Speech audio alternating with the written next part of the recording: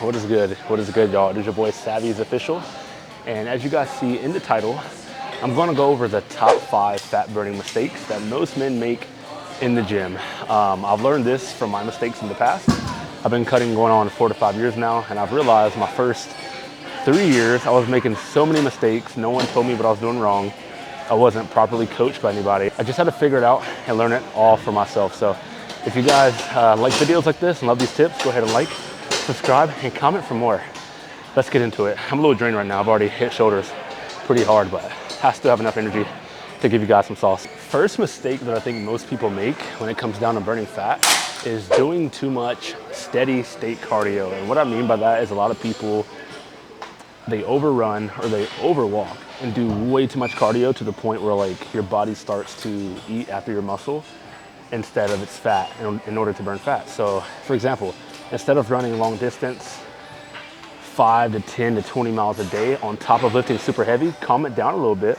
Walk 5 to 10,000 steps a day, incorporate 30 minutes worth of stair stepper or any other form of cardio besides long distance, because that type of cardio, even if you are sweating like crazy and you think you're burning fat, I mean you are, but your muscle is getting eaten as well, and no one wants that. No one wants to look like a stick.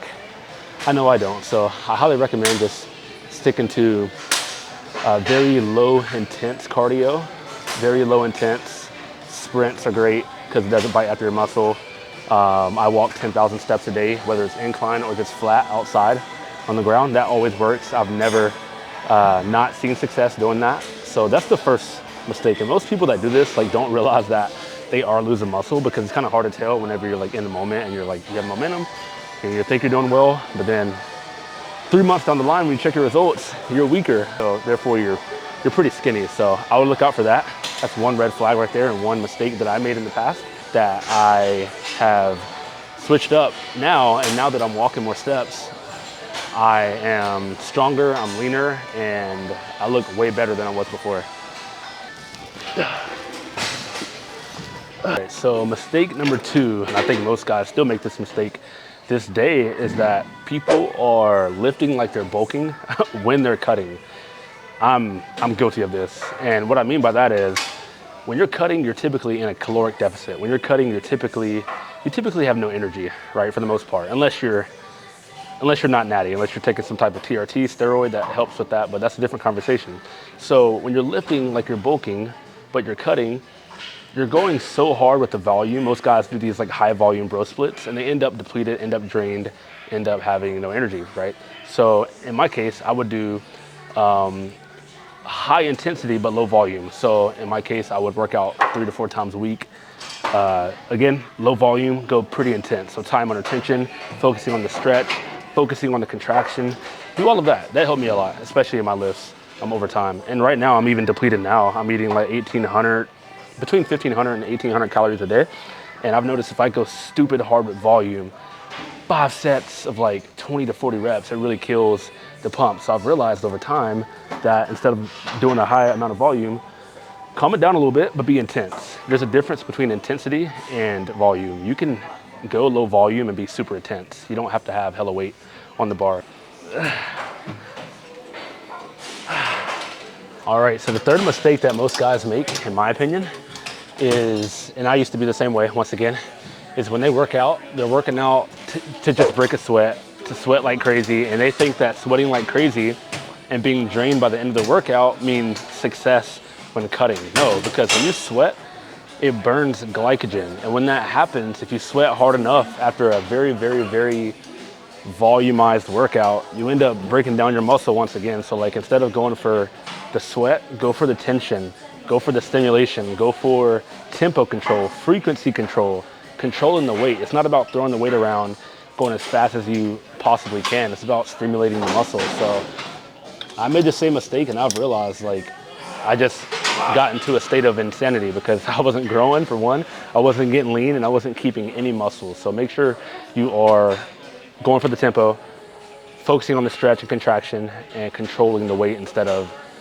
trying to sweat your ass off by the end of the workout. So all this circuit BS, like circuit training, all this like crazy HIIT training, running 8 miles, like CrossFit stuff, you can't do that while you're trying to cut. I'm sorry. Maybe you can, maybe I'm wrong, but like in my case, what I've been through, don't do it because you're just risking losing your muscle. And I don't want to lose muscle once again. The fourth mistake that most guys make is no movement outside of the gym. If you're not moving or doing some type of cardio outside of the gym and you're one of those guys that works out for 2 hours straight, getting it in, getting the pump in, but you go home and watch Fortnite videos all day or eat Oreos, you're literally defeating the purpose. You're wasting your time. Like, make sure you're doing something called NEAT, non-exercise activity thermogenesis, which means you're burning fat without intentionally meaning to, by walking, by being outside with your kids, playing with your dog, throwing a frisbee outside. Stuff like that really makes a big, huge difference that a lot of people don't talk about. And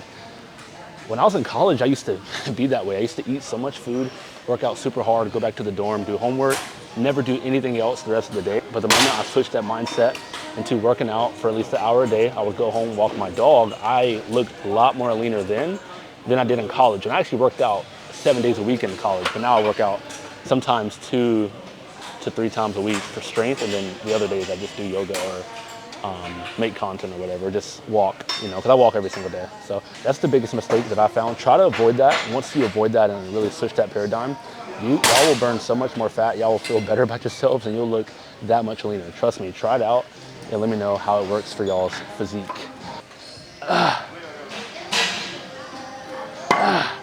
All right, and the last mistake, number 5, is for those of y'all, hopefully this is not many people, but for those of y'all that starve yourself all day to get into a high caloric deficit, but then you binge at night, some people 1 in the morning, that's just crazy, bro. You don't want to do that because, for one, it messes up your hormones.